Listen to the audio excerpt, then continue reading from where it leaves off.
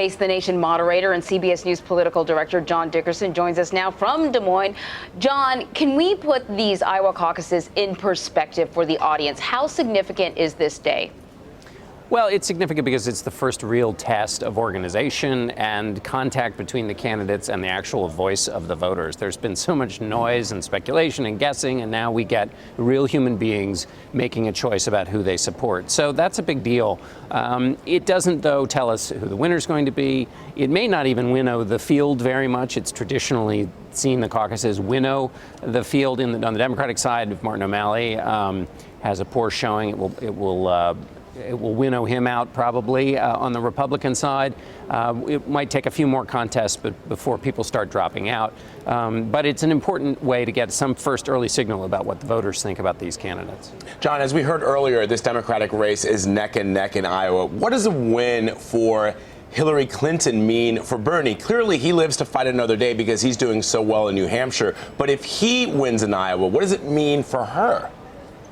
Well, let's start with the first. If Hillary Clinton wins in Iowa, it will mean the organization that she's been building here for months and months, basically trying to learn the lesson of 2008. She wasn't going to be surprised by an opponent, and she wanted to show strength in Iowa for a number of reasons. So she's had a strong organization in Iowa, and it'll show that her ability to build an organization beats enthusiasm. That's important, obviously, not just for winning here, but for going forward, because Bernie Sanders' argument for how he's going to do well in states that don't have a large liberal bloc within the caucuses and primaries is that he's going to build a movement and kind of swamp the Clinton organization. So if the organization is able to hold back his enthusiastic supporters here, that'll be a good signal for her.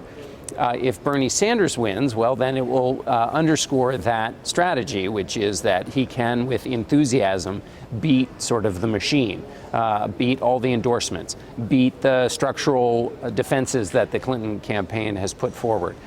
So that's the way to work out for those two. Let's talk about the Republicans for a bit. You know, Donald Trump keeps going on and on and on about how well he's doing in the polls, but very recently he started to downplay the necessity for a win in the Hawkeye state. I think we have a little bit of sound. Hopefully we can listen to that now, and then I'll get your reaction. In Iowa, your campaign is based around the idea you're a winner. Does that mean you have to win Iowa? No, I don't have to win it. And right now, you and I are sitting in New Hampshire, and as you know, I have a very substantial lead in New Hampshire. But I think it would be really good to win Iowa. I'd like to win Iowa. I'm doing really well with the evangelicals. I now have a fairly substantial lead in Iowa. I think we have a good chance of winning Iowa. I'd like to. Very modest for him. What do you make of that?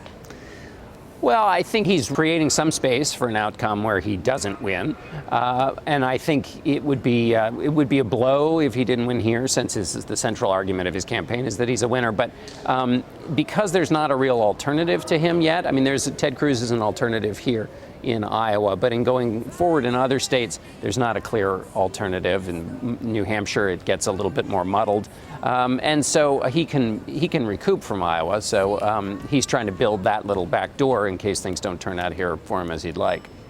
All right, John Dickerson in Des Moines, Iowa. John, thank you very, very much. Big day today. Sure is. Thanks.